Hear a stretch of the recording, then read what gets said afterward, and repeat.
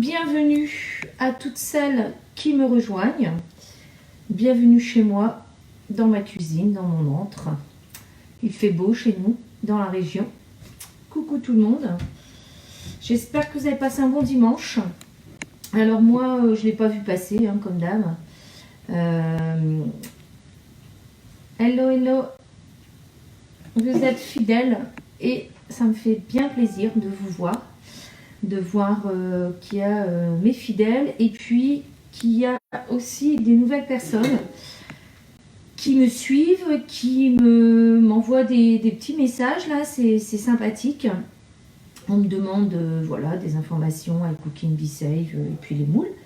Eh bien écoutez, on m'a demandé aussi de refaire une eau aromatisée, enfin je vais refaire une eau détox, donc j'ai tout préparé. Nous allons aujourd'hui faire les pimps avec de la confiture maison. Ça c'était la demande de Morgane, mais je pense que ça va intéresser d'autres personnes. Et puis on va faire un risotto avec les restes du frigo. Moi il me reste une courgette et j'ai sous vide des lardons depuis quelques temps là. Au tout début du confinement j'avais acheté 1 kilo de lardons, donc je vais donc faire le risotto de Cathy Béal qui en partage beaucoup sur le club. Si vous devez faire un risotto, je vous encourage à faire sa recette parce que vraiment ils sont inratables. Donc on en reparlera après du risotto. On va commencer par les pimps. Donc mon four est en préchauffage à 180 degrés. Et pour trouver la recette de pimps, tout simplement, je suis allée sur le club Guy de Marle, sur iCooking, et j'ai trouvé, alors il y a plusieurs recettes, hein, et j'ai trouvé une recette de pimps framboise qui est notée délicieux. Et puis il y a pour l'instant 103 personnes qui aiment. Alors moi j'ai été mettre cette recette dans mes favoris et on en reparlera après parce que j'aimerais bien vous faire une petite vidéo là pour vous expliquer un petit peu comment ça fonctionne sur le club Guy de Marle. Donc je verrai ça plus tard. Là ici, moi je l'ai classée dans mes catégories goûter, tout simplement. Alors cette recette, on va la commencer ensemble. Donc vous connaissez maintenant le iCooking. On me dit que je dois mettre le fouet. Donc je vais faire première étape de la recette. Une génoise adaptée aux pimps, donc avec 2 œufs qui sont ici. Voilà, alors on y va. Donc j'ai mis mon fouet, on me dit de mettre les 2 œufs, donc je vais mettre les œufs comme d'habitude. Vous savez qu'on les casse pas directement dans le bol, hein, parce qu'on ne sait jamais, hein, même des œufs achetés peuvent être pas nets. Et puis surtout on regarde si on met pas de coquille. 70 g de sucre, donc directement dans le bol. 65. Voilà. Donc ici on est parti 5 minutes à 40 vitesse 5. On est en train de faire l'équivalent d'un bain-marie. Si vous n'avez pas de robot chauffant, eh bien vous allez prendre un cul de poule, vous allez le mettre sur un bain-marie et vous allez prendre un fouet, un batteur électrique. Et puis vous allez battre les œufs et le sucre et vous allez battre jusqu'au moment où ça atteint les 40 degrés. Donc si vous n'avez pas de thermomètre, vous mettez le doigt là comme ça, dès que ça commence à être un peu tiède, c'est qu'on est aux 40 degrés. Donc ça c'est la première étape, c'est l'étape du bain-marie qui est quand même bien pratique, hein, avec des robots multifonctions parce que ça nous permet d'avoir les mains libres et il gère le bain-marie tout seul. C'est-à-dire que ici en plus on a un robot qui chauffe par induction. Si on lui dit de chauffer à 40, il n'ira pas au-delà de 40. Donc ça c'est quand même top parce que au-delà on ferait cuire les œufs et on aurait des espèces de morceaux là d'œufs cuits et c'est pas agréable du tout en bouche. Donc pendant que lui il est en train de gérer ma génoise, je vous montre qu'on va travailler dans un moule qui s'appelle le moule My Spice. Donc qui est revenu en catalogue. Pour tout vous dire, c'est un moule que je n'avais pas dans ma collection et que du coup là je me suis équipée. Et en fait on peut faire, je me suis rendu compte qu'on pouvait faire pas mal de trucs avec ce moule là. On peut faire, là on va faire les pimps par exemple. On pourrait faire des tartelettes avec le découpoir 7,5. Et puis on pourrait faire les petites terrines comme j'ai fait les petits pâtés de Pâques là, en venant couvrir avec le découpoir 6. Et voilà, après on peut faire des florentins, on peut faire des chocolats maison, on peut faire plein de choses hein, dans ce moule-là. Et là, on va faire les pinks. On peut faire aussi les barquettes, comme les barquettes 3 chatons qu'on a fait ensemble, mais ça serait rond. Parce qu'en fait, on a l'outil de fonçage qui permettrait de foncer la génoise.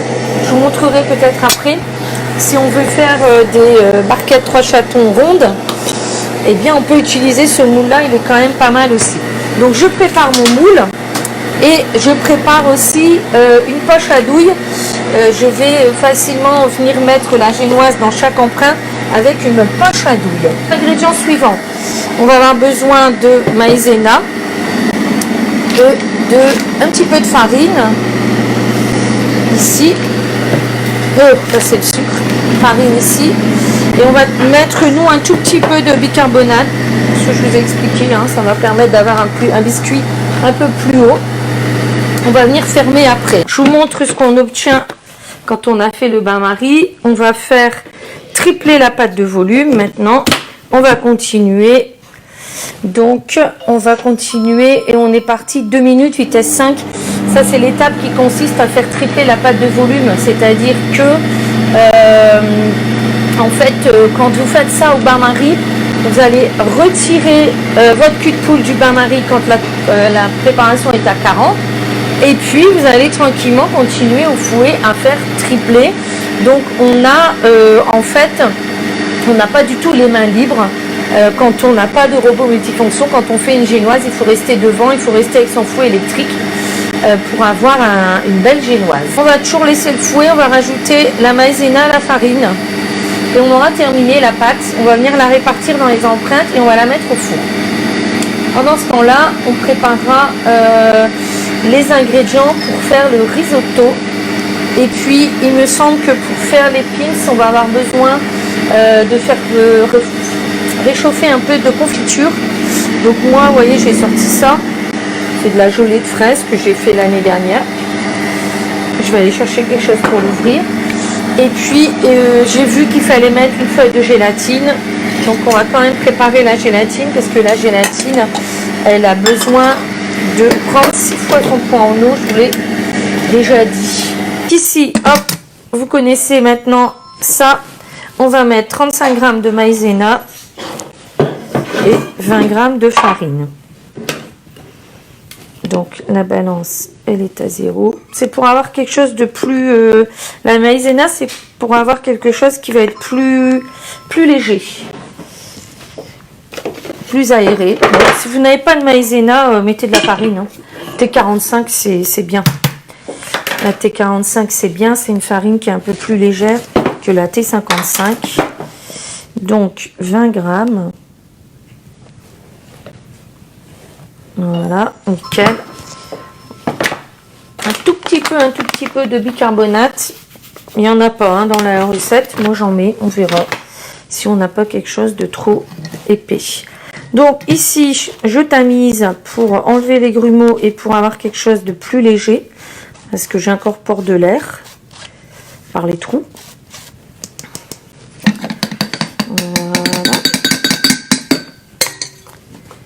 Et on y va. Et là, on est parti. 25 secondes, vitesse 3. Notre pâte est finie. Donc l'étape suivante, enlever le fouet, verser la pâte dans les empreintes, faire cuire 6 minutes. Et on attend 5 minutes avant de démouler. Pendant que les génoises refroidissent 10, on met le four à 100 parce que on va faire fondre le chocolat directement dans l'empreinte. Donc je vous montre la génoise.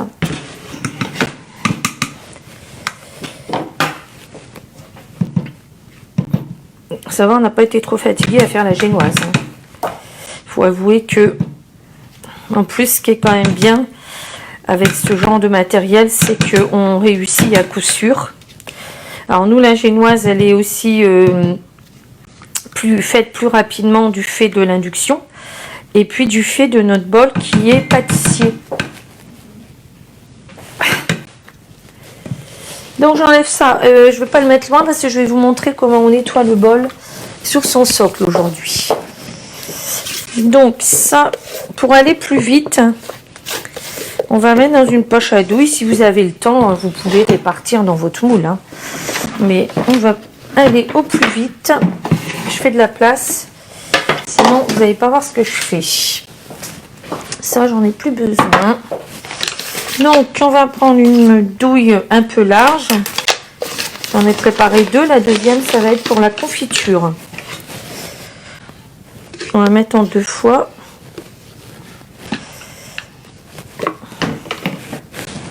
Alors, 100 mètres de matière grasse, je vous rappelle, parce que dans les moules Guy de Marle, on ne met pas de matière grasse. Par contre, si vous utilisez un autre moule, il faudra le beurrer parce que dans la génoise, il n'y a pas de matière grasse. Hein. Donc, on va prendre la poche et on va répartir directement dans les empreintes, équitablement. Voilà. Il reste de la pâte.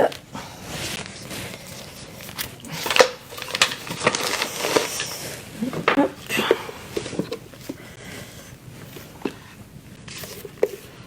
Ça va nous faire des beaux biscuits. Alors moi j'ai choisi de faire avec une coque en chocolat noir que j'ai acheté sur la e-boutique. Et sinon vous pouvez faire chocolat au lait, chocolat blanc aussi, hein, comme vous voulez. Prenez du chocolat de bonne qualité et là on va avoir besoin d'un chocolat en pistole parce qu'on va venir mettre les pistoles directement dans le moule. On l'a déjà fait ensemble, vous allez voir.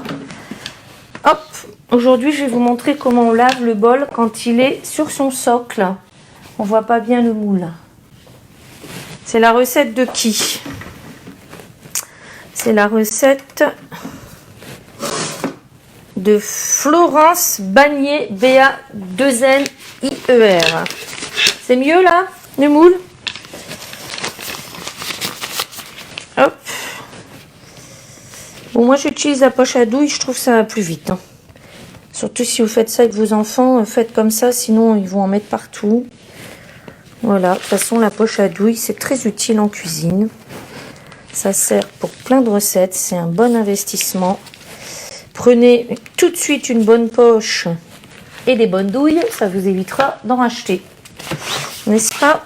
Les personnes qui ont déjà eu le tour d'acheter des douilles pas chères et des poches pas chères et que ça craque. Ou alors elles sont pas du tout maniables. Alors ici, nous sommes partis. Je vais enlever les bavures, j'aime pas ça.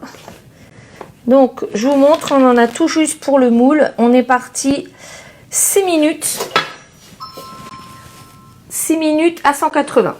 Avec un four préchauffé. Je vous rappelle, hein, on préchauffe le four. Alors, je vais m'occuper tout de suite maintenant de la confiture.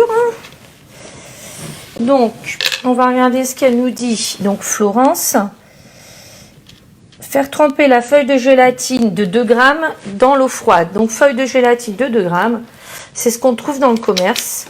Et je vous rappelle, pour celles qui n'étaient pas là au début des lives, que la gélatine, elle doit prendre 6 fois son poids en eau froide, parce que sinon, elle va fondre.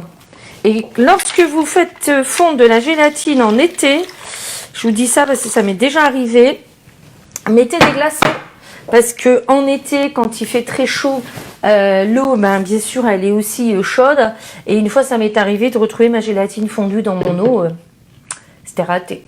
Donc, si c'est la dernière feuille, c'est un peu ballot. Donc, on va laver le bol. On a un peu le temps là. Donc, je vais laver le bol directement sur le socle.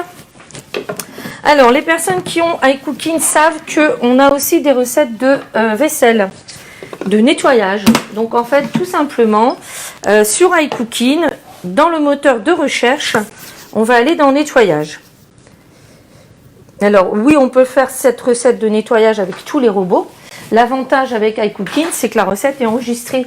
C'est-à-dire qu'on ne se dit pas...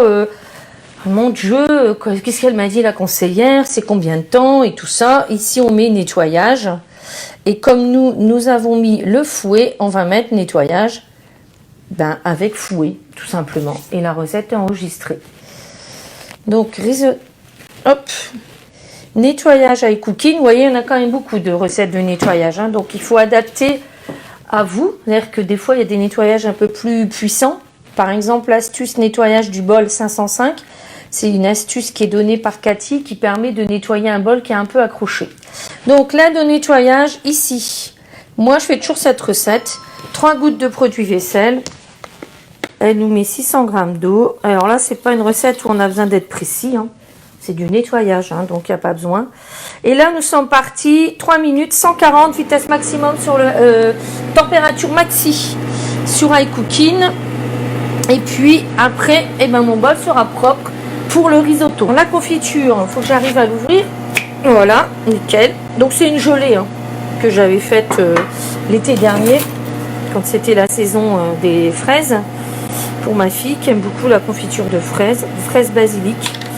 C'est très très bon la confiture fraise basilic. Si vous avez l'occasion de goûter, ça a vraiment le goût de la fraise, mais décuplé, c'est vraiment bon. Donc ici on est parti 2 minutes 20. Moi ici j'ai ma confiture. Là-bas en cuisson j'ai la génoise des Pim's. Et puis j'ai ma feuille de gélatine qui est en train de reprendre 6 fois son eau. Donc on doit peser normalement, les pros, quand ils travaillent la gélatine, ils la pèsent. Non, nous on n'est pas pros, hein. On va pas peser. Hein. Mais si vraiment vous avez besoin d'être précis, des fois pour des mousses de fruits, il faut être précis. Donc là, il faut peser. Donc c'est-à-dire si vous mettez 2 grammes de gélatine, à la fin, elle doit faire 12 grammes.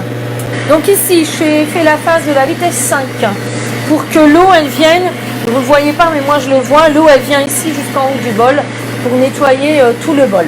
Donc une fois qu'on aura terminé ça, on va rincer tout simplement. Et puis, je vais passer à... C'est cuit, les pins sont cuits. J'éteins et j'ai laissé dans le four. Alors ici, je vous montre que j'ai plus qu'à rincer mon bol. Il est propre. Je vais quand même rincer, donner un petit coup sur le haut du bol. C'est le bol qui est prêt pour le risotto. Alors, on va regarder. Là, la gélatine, elle a repris son poids en eau. On va retourner sur la recette des Pim's. On va retourner là. Je vais regarder combien il faut de confiture. Et je pense qu'il va falloir que je la fasse fondre pour incorporer. Donc, je vous rappelle que pour incorporer la gélatine, il faut que la préparation soit à 60 degrés. Donc, on va faire chauffer. Donc, je retourne ici sur les goûters et les Pim's. C'est assez rapide, hein, vous avez vu. Vous pouvez passer d'une recette à une autre sans souci. Alors, on y va, on fait la recette, du moins on la continue. On va donc, ici je vais aller mettre mon four à 100, parce que quand j'aurai démoulé mes génoises, je vais aller y mettre le chocolat à fondre, tranquillement. Donc, on y va. Il faut 100 g de confiture, donc hop, 100 g, on y va.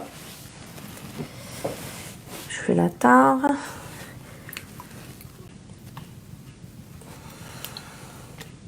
C'est n'importe quelle confiture. Hein. Moi, je prends celle-là parce que... Voilà. Je vais en enlever un peu.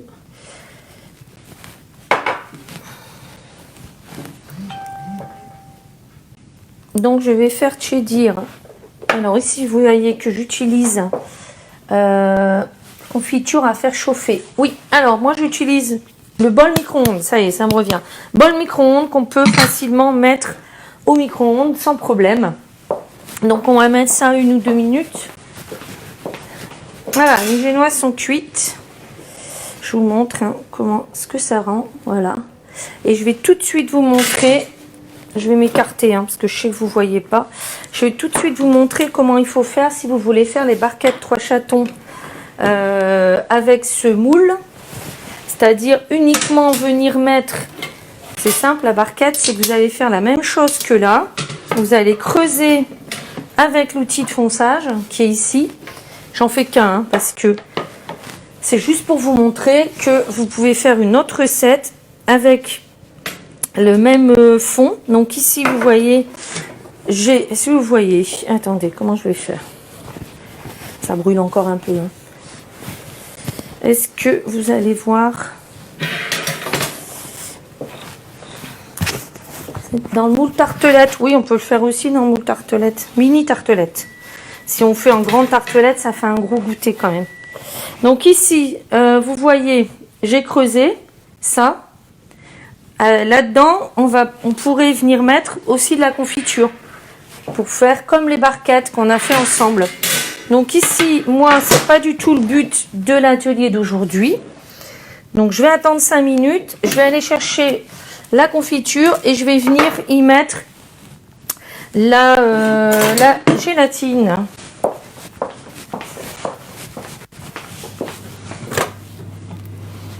Elle est bien fondue, un peu trop même, c'est pas grave. Donc, ici, j'avais mis 1 minute 30 hein, pour info.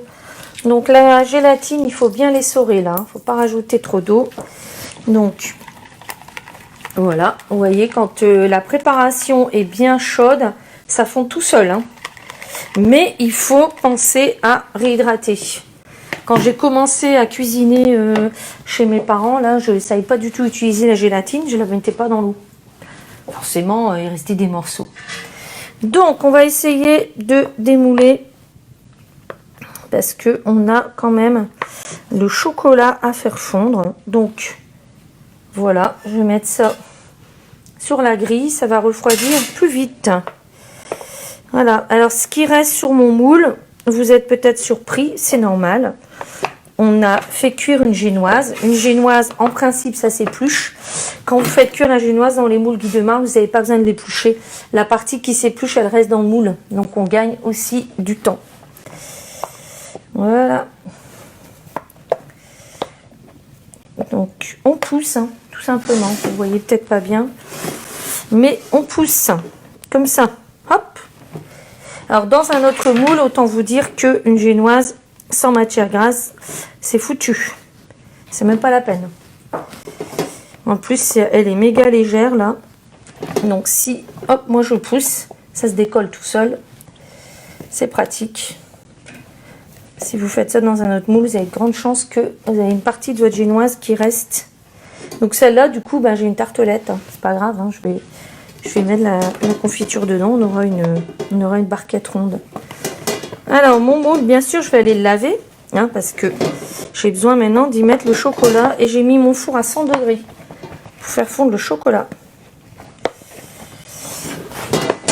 Alors, le gros avantage d'un moule en silicone, comme les moules Guy de Marle, c'est qu'ils refroidissent très vite.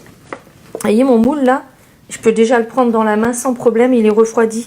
Si j'avais un Tefal, il serait encore trop chaud, il sort du four.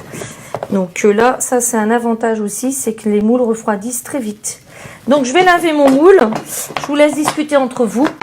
Alors, j'utilise quel moule? C'est le moule My Spice. C'est un moule qui est plus profond, plus grand que le mini tartelette. On va faire aussi les mirlitons là-dedans. Non, c'est le My Spice. On va faire les mirlitons à la framboise. C'est une bonne recette aussi, ça. Et on va faire je vous disais, hein, des chocolats maison. On peut faire même des petits trucs pour l'apéro hein, là-dedans. Ce que j'ai fait samedi avec le thon, j'aurais pu faire cuire aussi là-dedans. Ça aurait été un peu plus grand. Alors, nous allons maintenant regarder combien elle nous préconise de chocolat. 100 g aussi de chocolat. Donc, on y va. Donc je vous rappelle que moi je prends celui-là, mais vous prenez le chocolat. Alors ça c'est un chocolat que je viens de recevoir. J'avais fait une commande pour la e-boutique. Et apparemment, ça y est, sur la e-boutique, on vous envoie les B-Save. Puisque Anne-Marie a reçu le sien ce matin. Une bonne nouvelle. Alors on va répartir nos 100 g de chocolat dans le moule. Et on va mettre ça. La température de mon four est à 100. Donc, je vais mettre ça à 100 pendant 4 minutes, à peu près. Alors, je vous montre hein, quand même. Donc, l'avantage quand même du chocolat en pistole, c'est que, hop, ici, je vais en mettre à peu près 4 par empreinte. On verra. Ça fond plus vite. C'est des toutes petites pistoles hein, qui ressemblent à ça. Et du coup, forcément, ça va aller plus vite à fondre qu'un gros carré. Donc, on va aller mettre ça au four. Pendant ce temps-là, on va préparer le risotto. Par contre, le risotto, je pense que vous êtes plusieurs à avoir déjà mis... Ah oui, si c'est des carrés, c'est plus gros, hein, forcément. Alors ici, on va laisser tranquillement refroidir la confiture. On va faire le risotto. Alors risotto, quand vous tapez risotto sur votre robot ou sur le club Guy de Marle, vous allez... Alors j'ai vu hier qu'il y en avait 136. Ça laisse un certain choix quand même. Hein. Et on peut taper, donc je vous montre, vous êtes loin, mais je vous montre quand même que ici en haut, je vais taper risotto. Hop, avec 2 T. Et je vais faire rechercher. Donc là, elle va me mettre toutes les recettes de risotto. Et moi, pour trouver mon risotto courgette lardon, ben, j'irai faire une recherche dans les... Donc ici, j'en ai plein. Hein. Risotto au chorizo. Moi, j'ai celui de Cathy parce qu'il y a 2128 personnes qui aiment. Et là, en fait, on a trié... On peut trier aussi ces recettes et obtenir les résultats par rapport à plusieurs critères. Là, on est sur critères les plus pertinentes.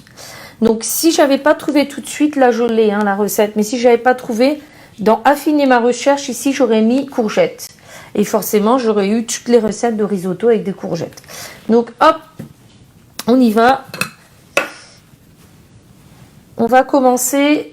Et quand ça sonne, j'arrêterai. Hein. Donc, 2 gousses d'ail, 2 échalotes. Alors, vous commencez à me connaître. J'ai épluché ça d'avance. Je l'ai mis sous Be-Save. Tout simplement parce que j'ai surtout pas envie de pleurer là devant vous. J'ai pas envie de perdre du temps à éplucher une échalote. Ça n'a aucun intérêt pour vous. Et puis, elles sont sous vide parce que comme ça, j'ai pas l'odeur ni dans le réfrigérateur ni dans la maison. Donc, j'ai épluché les gousses d'ail et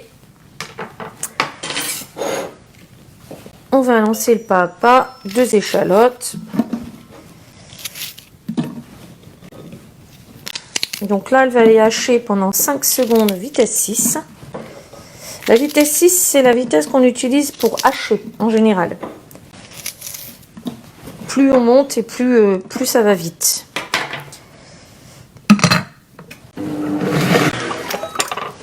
Je vous montre en 5 secondes quand même ce qu'on va obtenir. C'est quand même un gain de temps incroyable. Parce que même si je suis équipée d'un tornado, je vais mettre plus que 5 secondes. C'est inévitable.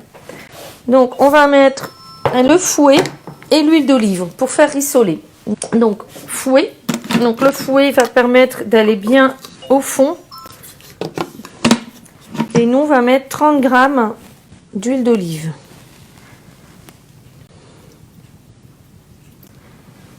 Voilà, 25, ça ira. On est parti 2 minutes à 100 vitesses. Donc le chocolat, c'est bon, il est fondu. Je vais mettre un peu de confiture pour refroidir. J'ai peur que ce soit un peu trop chaud, ça. Voilà, confiture qui est la gelée. Donc là, on a le high cooking qui est en train de faire rissoler. Donc 2 minutes, ça suffit.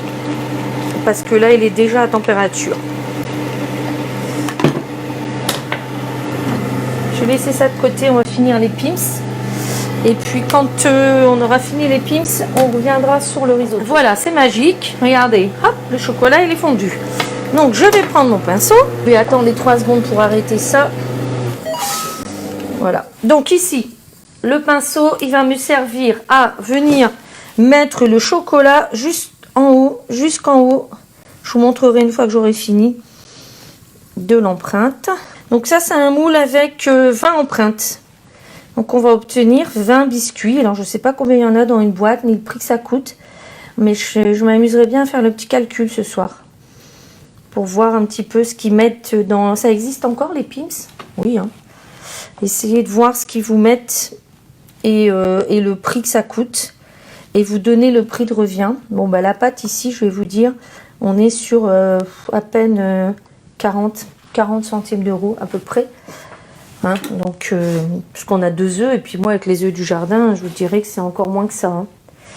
Alors, je vais essayer d'enlever ce qui dépasse. C'est plus joli. Vous voyez, le chocolat, c'est nickel. Hein, 100 degrés, 4 minutes. Ça suffit, 4 minutes. J'avais arrêté un peu avant.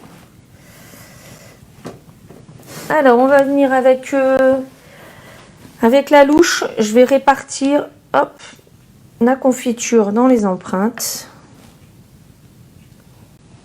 Donc, faut pas qu'elle soit bouillante. Hein. Et aller doucement pour pas que ça passe à travers. Voilà. Donc 100 grammes, hein, c'est tout juste.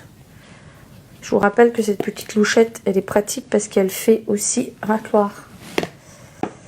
Il y en a qui l'ont parmi vous. Hein.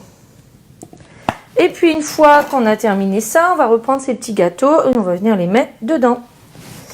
Donc, bon, il y en aura un qui sera creux là. Hein. C'est pas grave, je le mangerai. Donc, on vient remettre tout ça avant que le chocolat, justement, se raffermisse et se refroidisse. Et on va mettre ça dans le réfrigérateur. Comme ça, je démoulerai après le risotto devant vous. Je vous montre. J'ai remis tous les petites génoises dans leurs empreintes. Et je vais mettre ça au réfrigérateur. Si on est pressé, on met au congélateur. Donc, on continue notre risotto. On y va. Je vais vous rapprocher, mais vous voyez, on a fini notre recette sucrée. Je vais pouvoir enlever tout ce qui m'embête. Alors, donc, j'ai fait rissoler échalote et ail. Il faut 300 g de riz arborio. Donc, attention, quand on fait un risotto, il faut que ce soit du riz à risotto. Hein. Sinon, ça va pas. Hein.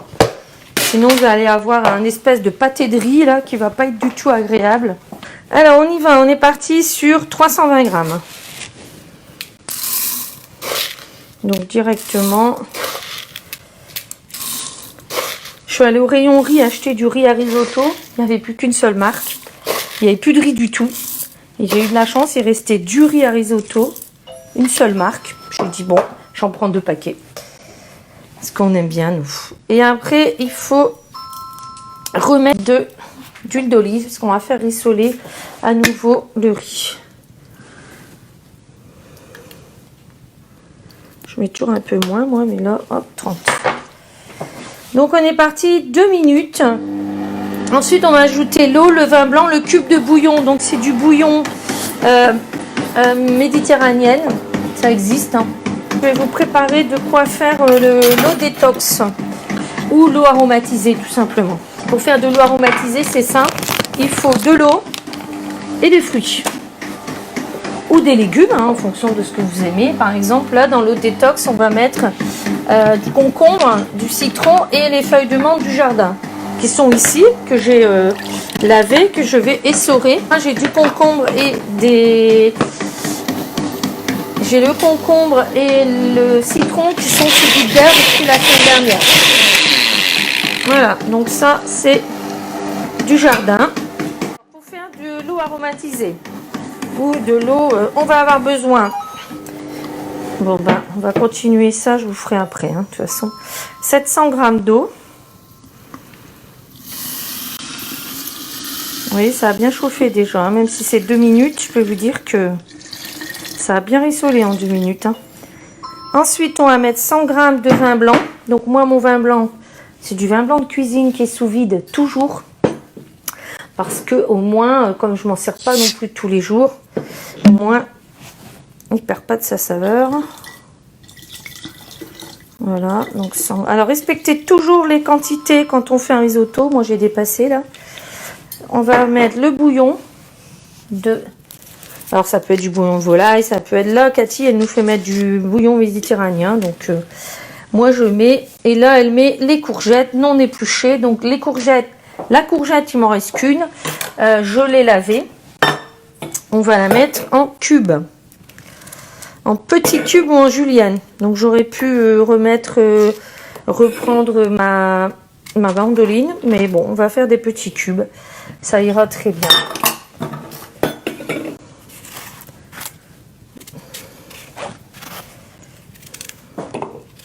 Vous pouvez parler, je vous écoute. Lol. C'est de qui la recette, je l'ai dit. Hein. Cathy Béal. C'est la reine du risotto sur le club Guy de Marle, Cathy. Il y en a plein. Elle en fait vraiment de toutes les sortes. Et ils sont toujours top. Bon, il y en a d'autres, hein, des recettes de risotto. Mais vraiment, les siens, ils sont... J'ai fait aussi, l'hiver, je fais au risotto endive noix. C'est super bon aussi. Donc, on peut s'éclater. Alors après, moi, je fais souvent le risotto de la mer de Virginie. Et j'ai réconcilié mon mari avec les brocolis. Il ne mangeait pas de brocolis. Depuis, je lui fais ça. Il mange des brocolis. Alors, ici, petits cubes que je vais mettre directement dans le bol. Et nous sommes partis 13 minutes. Donc pendant 13 minutes, ça me laisse le temps. Donc on ne met pas, on met le fouet. Et Cathy elle nous dit qu'il faut mettre même le panier inox à l'envers. Avec iCooking, vous avez ce genre de petit panier qui s'appelle panier inox, qui est chez nous, donc comme son nom l'indique, en inox, et qui va se mettre ici. D'accord, ça évite les projections. Parfois, il faut avoir comme là, on va avoir besoin que l'eau s'évapore. Et donc, ça va mieux s'évaporer avec ça qu'avec le petit gobelet. Alors, on y va, on va faire l'eau aromatisée. Donc, pour faire une eau aromatisée, vous mettez les fruits que vous voulez, les légumes que vous voulez, bref, tout ce que vous voulez. Moi, je vais faire une eau détox, celle que j'ai faite la semaine dernière, je l'ai finie ce matin. Je l'ai refaite. Alors, avec les mêmes ingrédients, j'ai refait 5 fois la recette. Et là, ce matin, quand même, j'ai trouvé que le concombre il commençait à avoir un drôle de goût. Donc, on va mettre dans le bocal des citrons. Donc, menthe, citron et concombre. Et c'est tout. Et vous allez avoir 1 litre. Alors, moi, 1 litre, j'arrive à boire ça largement dans la journée, même la demi-journée. Donc, je vous dis, j'ai refait au moins 5-6 fois. Donc je vais mettre les cubes de concombre. Donc le concombre il est lavé aussi, hein. Et puis il était bio. Vaut mieux. Aussi. Petit morceau. On va mettre de l'eau. Alors pas de sucre, hein, parce que le but de ces eaux là, c'est justement d'aromatiser l'eau quand il fait chaud pour vos enfants, sans avoir besoin de mettre de sirop, parce que le sirop, ben, c'est du sucre. Donc je vais mettre l'eau dans mon bocal. Donc eau filtrée, mais sinon vous mettez de l'eau de source ou l'eau que vous avez l'habitude de boire. Et puis on va mettre sous vide et vous allez voir, vous allez normalement bien voir le phénomène qui fait que on va accélérer les marinades et les réhydratations avec B-Save.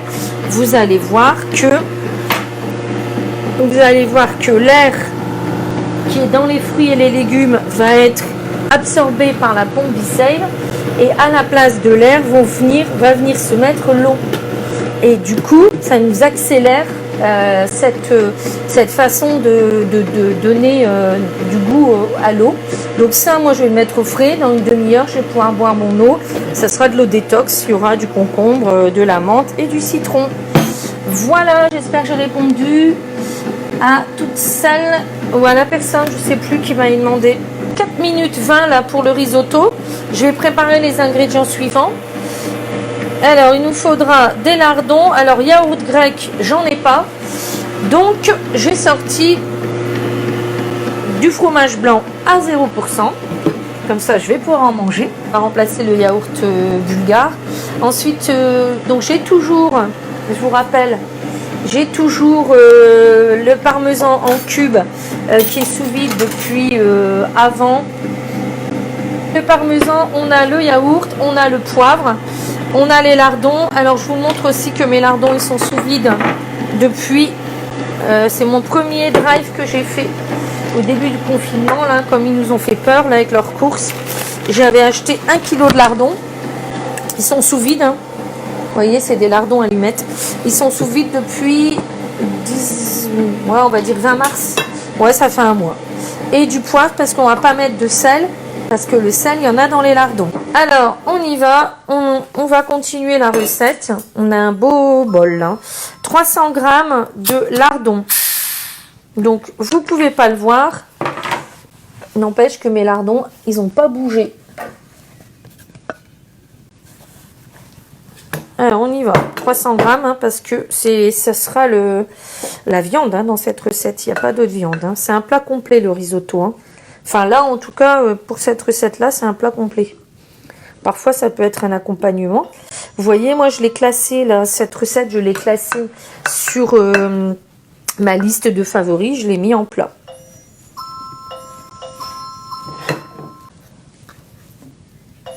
Voilà. Ensuite, on va mettre 125 g. Tant mieux, ça va me faire. Hop. Alors, 125 g. Donc, moi, je mets Donc là, on va avoir une belle quantité. Hein. Je vous montrerai après. On va mettre 125 grammes de yaourt.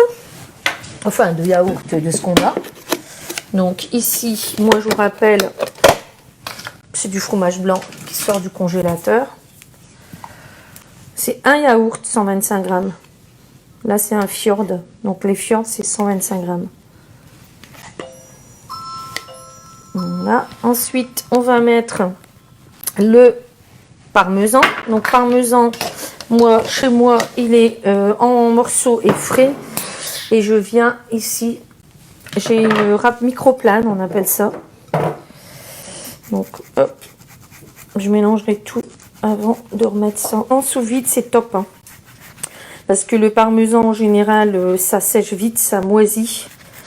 Ça devient tout vert et tout sec. Et donc, bon, ben, souvent on jette.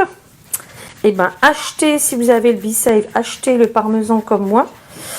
Pour info, à Carrefour Market, samedi soir, je suis allée vite fait à pied. Et j'en ai eu 2 beaux morceaux à moins 50. Hein. Alors, moi, inutile de vous dire que j'ai pris. Hein. Parce que c'est pas donné le parmesan. Quand on peut l'avoir à 50% de son prix et qu'on a le B-Save, on ne se prive pas.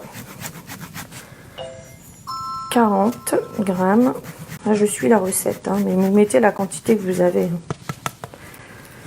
Voilà. Et puis on va mettre le... Ça dépasse, ça fait une montagne. Et on est reparti pour 5 minutes. J'irai voir après si les pims sont pris, si on peut démouler ça ensemble. Hop, j'aide mon robot là quand même parce qu'il y a vraiment une belle quantité là. Je peux vous dire qu'on va en manger pour un petit moment. C'est pas grave, on aime bien. Il n'y a plus de jambalaya, je l'ai fini ce midi. Je me suis régalée.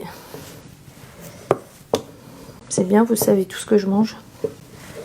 Mais moi aussi, je vois ce que vous mangez parce que vous m'envoyez des photos.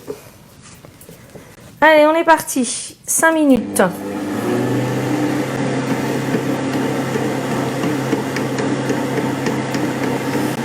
Hop, on va aller voir où ça en est les pims. Et ça, je vais le remettre sous vide, mais avant, je vais rajouter celui que j'ai acheté. Celui que je vais acheter, j'avais acheté à moins 50. Le risotto, me voilà. Le risotto, c'est quelque chose qu'on peut faire d'avance. C'est bien meilleur si on le mange tout de suite après la fin de la recette. C'est bien meilleur, faut vous le dire.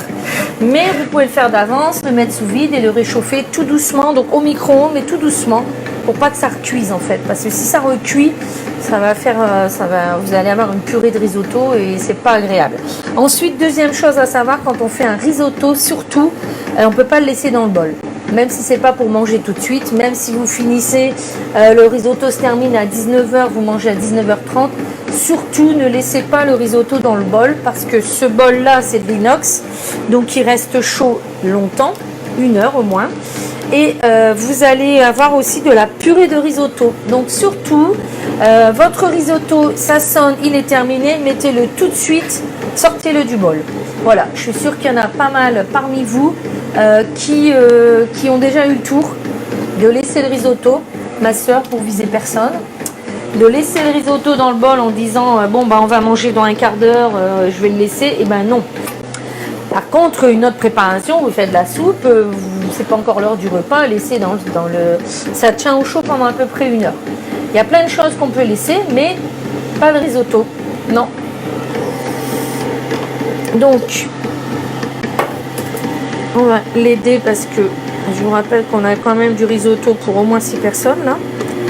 Et encore 6 mangeurs, 6 bons mangeurs. J'espère que vous avez toutes déjà essayé le risotto dans votre high cooking. Je vais en profiter pour remettre ça sous vide.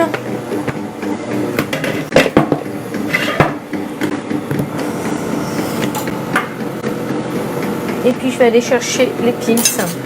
Voilà, donc ici ça, je remets au frais. Là j'ai mon frigidaire de table qui sort du congèle. Donc il nous reste 1 minute 15. Je vais aller chercher les pims. Chez vous, si vous avez le temps, vous les laissez un peu plus longtemps, hein, les pims. Et puis, je vous dis, vous pouvez les mettre au congélateur. Hein. Alors, pour démouler, on pousse. On pousse. Voilà. Alors, voilà, ça aurait nécessité de les laisser encore un petit peu. Hein. Je vais en démouler quelques-uns. Moi, je vais remettre au frais, je vais en couper un en deux pour vous montrer. Ça nécessite de rester un peu au frais encore. Voilà, risotto terminé. Donc, tout de suite, on l'enlève du bol. Hein. Donc, on a vraiment une belle quantité de risotto. Je vais donc, hop.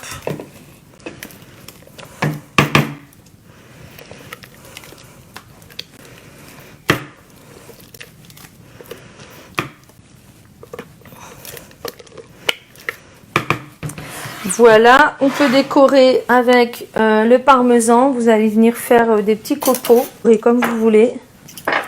Regardez, hop. C'est beau, hein, ces petits copeaux là, comme ça. Quand vous recevez, vous mettez ça dans l'assiette. C'est comme au restaurant. Je sais pas si vous allez voir bien. Voilà. Alors, je vais vous couper un pims en deux. Très très moelleux. C'est très moelleux le pims. Hein. Voilà. Je sais pas si vous voyez bien. Hop. Donc il y a le chocolat, la confiture et la petite génoise ici. C'est ce que je vais goûter, je crois. Je vous remercie en tout cas de votre patience. J'espère que vous avez pris du plaisir comme d'habitude. Continuez à parler de moi. Il faudrait qu'on soit encore plus... Oui, on peut congeler le risotto, mais moi je le mets sous vide. Moi je le mets sous vide dans un grand récipient de 2,5 litres parce que j'ai un amateur de risotto. De toute façon, avec lui, risotto il fait 3-4 fois, quoi, pas plus. Hein. Il adore ça, donc de toutes les sauces, à toutes les sauces, il mange du risotto. Voilà, et ben écoutez, moi je vais manger là un petit pims. Je vous remercie. J'espère vous retrouver demain au rendez-vous à 15 h. Bonne fin d'après-midi, il fait du soleil, on va aller se promener un peu et puis on se retrouve demain en forme. Bye bye tout le monde.